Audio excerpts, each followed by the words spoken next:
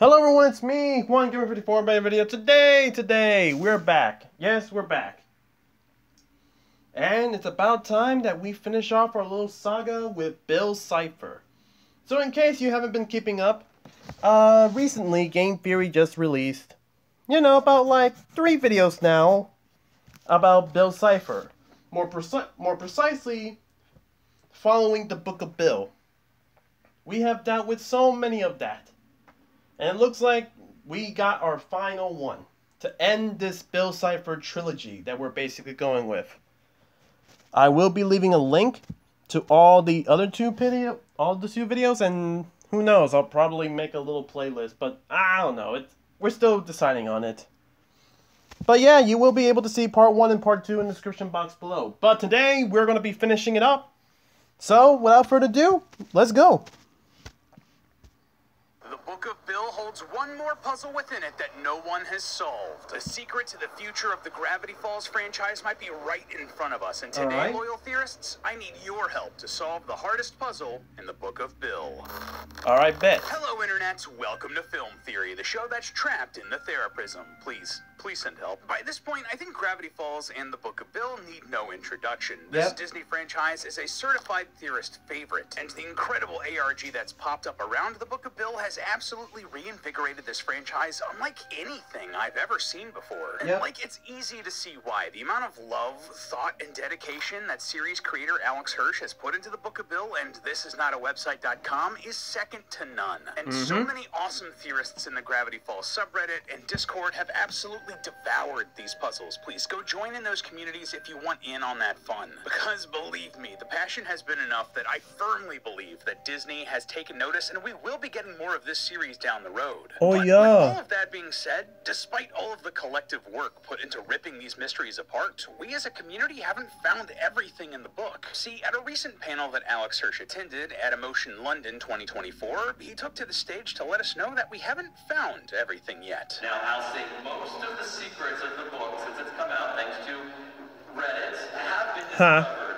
Most of them. I'm not going to tell you where the undiscovered secret is. Oh, is that a challenge? You know we have to rise to this occasion and take our crack at it. And all right. No one has found that secret yet. I think I have a hunch about what this puzzle is and what exactly it means for the future of this series. And if I'm right, this puzzle's going to show us a dimension where Bill Cipher has no power, which might be the key to defeating him once and for all. Really? But by the end of this theory today, I'm not afraid to admit that I might need your help to solve this completely. This is the hardest puzzle in the Book of Bill after all. So please, grab your code breakers and journals, loyal theorists. We have to take a crack at solving this final puzzle. So, okay, where do we even start with this? There's so much packed into the Book of Bill and thisisnotawebsite.com that it seems daunting. But thankfully, I do believe we have a lead. See, at this same panel where he said the puzzle hasn't been found, Alex jokingly scrolled through the Book of Bill while searching for a hint, and he landed on a random page. The start of the missing pages of Journal 3 revealed in the Book of Bill. So, I don't know if I need to tell you this, but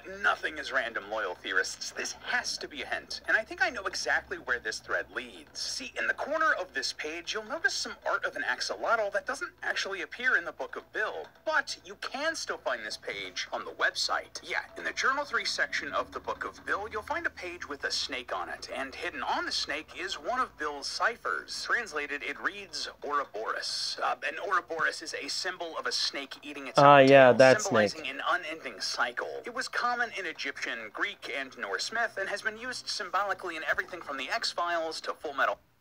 And I do Full Metal Alchemist. Woo! That was a great show.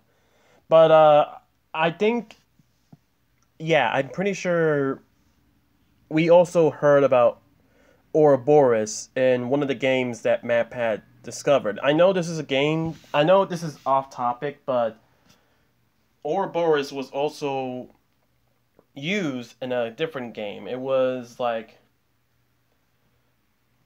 what was that game about? All I know is that it basically already got a sequel in which a female lemon teacher was basically it.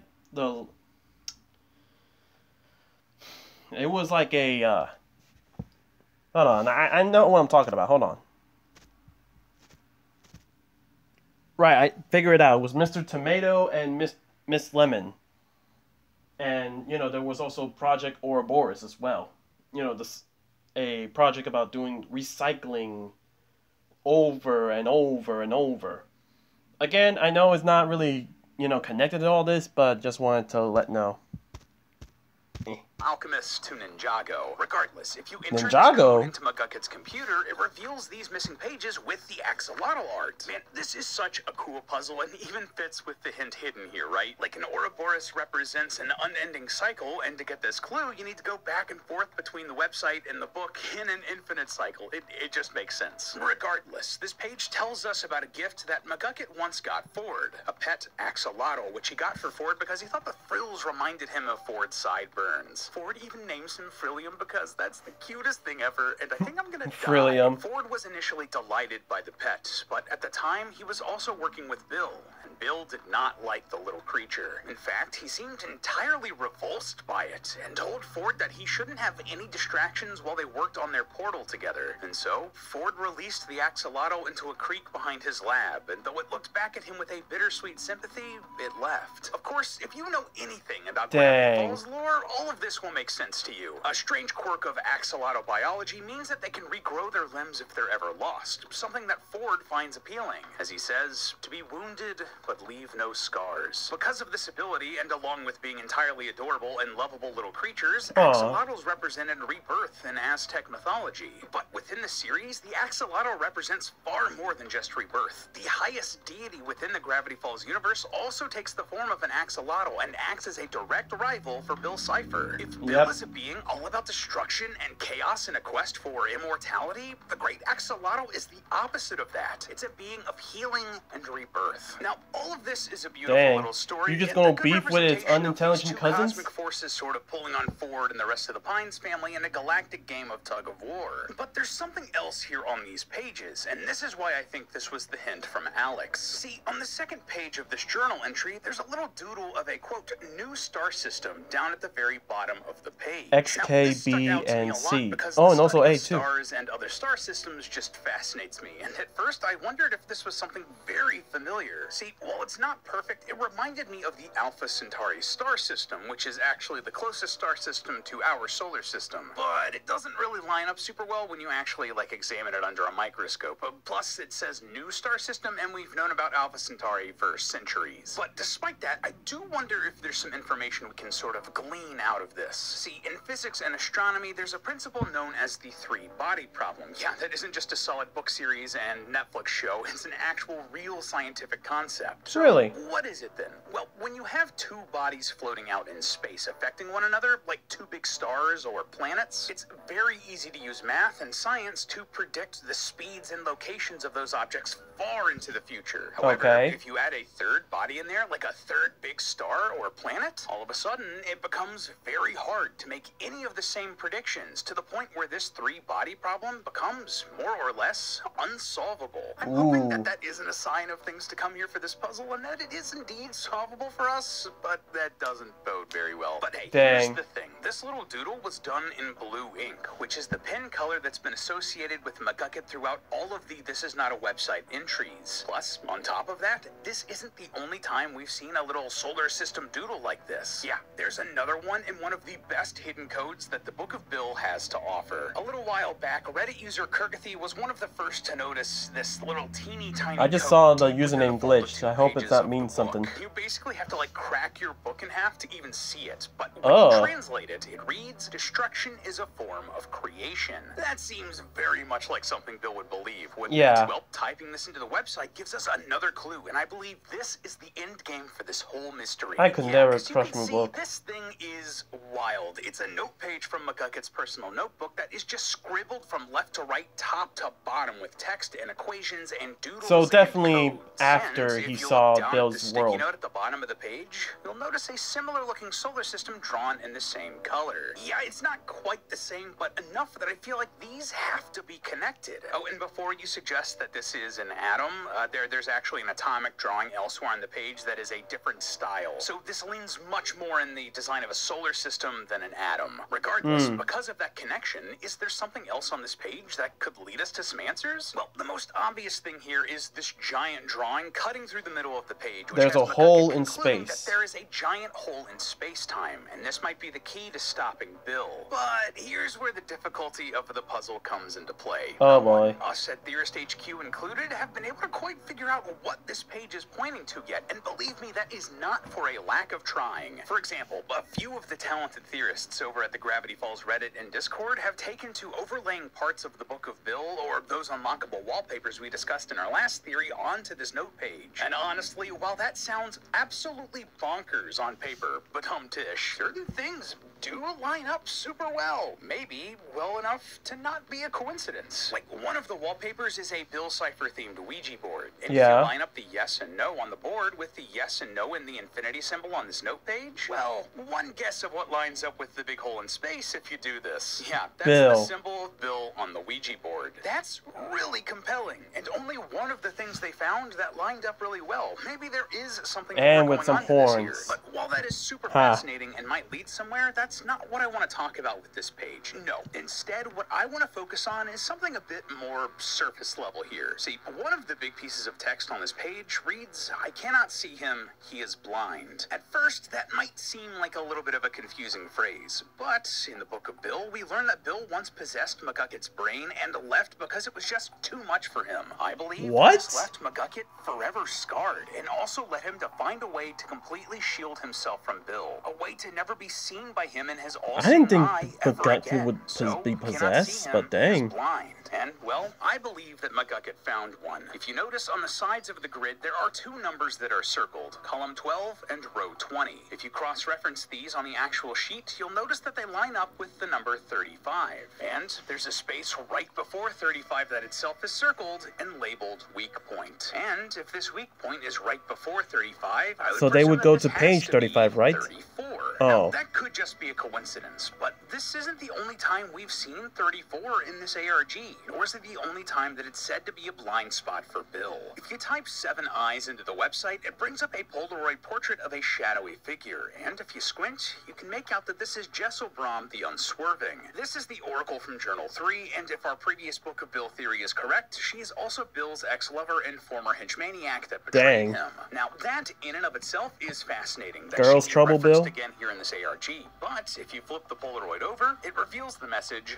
"Leave him. Escape to dimension blank. It's against the rules, but it's the one reality where you may be safe from him." Clearly, she's talking about Bill here and the desire to find a reality that's shielded from him. Perhaps some sort of weak point, just like what's labeled on McGucket's page. If that's too much of a stretch for you, like, hey, that's fair, but it's not all. See, at the bottom of this flipped Polaroid, barely visible in the dark ink, you'll find another code. When you translate it, it reads, "Set chords for dimension reality." That's reality spelled with the number 34, like lead speak. Also, it is not beyond me that Alex absolutely slipped a subtle R34 joke into a Disney project. Absolute king. Dang. Again. 34. Oh, reality, he's him. A weak spot where Bill can't see, and the one reality where you may be safe from him. All of it lines up. Clearly, Dimension 34, this reality, is a blind spot for Bill. Or maybe it's even more dangerous than that. Maybe it could be the end of the entire multiverse. See, if you type reality with the 34 into thisisnotawebsite.com, you're given a bunch of photographs of Bill's friends, the henchmaniacs, explaining that they found a new home. We know from Gravity Falls Lost Legends, the first Gravity Falls comic, that the henchmaniacs survived Weirdmageddon, and this tells us that they've somehow escaped the Nightmare Realm, and now they're living in Dimension 34. Bad news, right? Well, it could get even worse.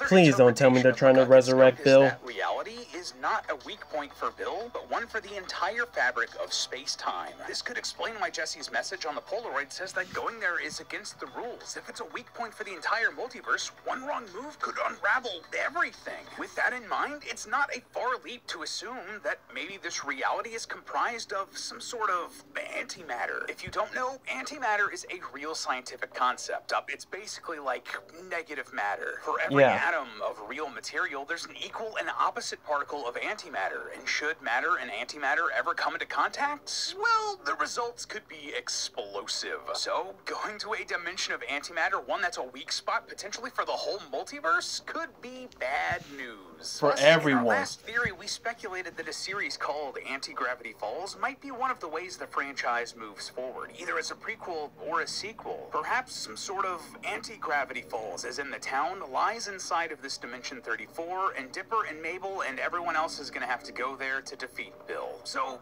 yeah, I feel pretty confident that these things are related to the unsolved I mean, shoot, like, if Anti-Gravity Falls, honestly, I still kind of want it to be a sequel, only because I want to see the adventures of Stanford and Stan. I really want to see the Pine brothers, you know, do their adventures. Or not really a prequel, but more like a somewhat sequel, to say the least. I do think a sequel, because I do want to see, like, their boat adventures.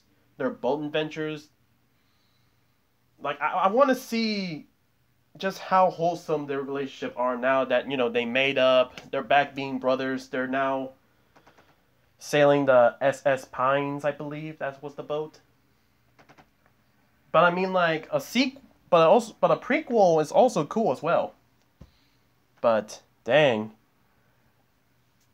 And trying to defeat Bill Cipher, I mean, like, I feel like they're probably going to try to do it, like, keep it in universe, but I honestly still think that they should at least do a crossover event, because this feels a little too much for just the Pines family, right? I feel like they need to gain some allies, very powerful allies, to say the least. And what better but the shows that Alex Hirsch was helping out? I just think, you know, maybe bring in the Owl House, maybe bring in some old Disney shows. I just think that, you know, if we ever have to face Bill again, we're probably going to need a crossover event. Treat this Dorito head like a Dorito Thanos. But that's just me.